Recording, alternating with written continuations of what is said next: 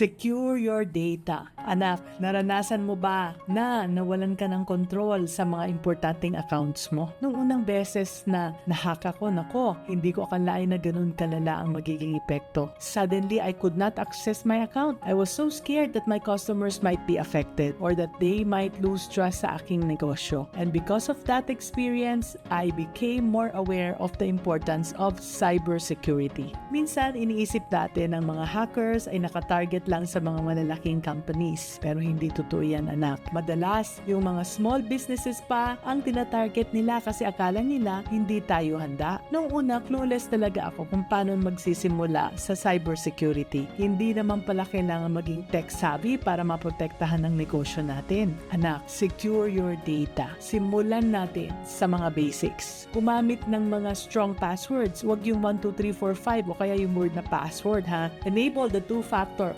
authentication for added protection. Nakakainis, no? Pero importante. I-update ang software at apps para hindi vulnerable sa hacking. Tapos, teach your employees how to avoid phishing scams and other threats. Laging mag-backup ng data para hindi kayo mawalan ng mahalagang information. When your data is protected, it's not just your business that's safe, it's also the trust of your customers. Kaya anak, take action now and be business-minded, Pinoy.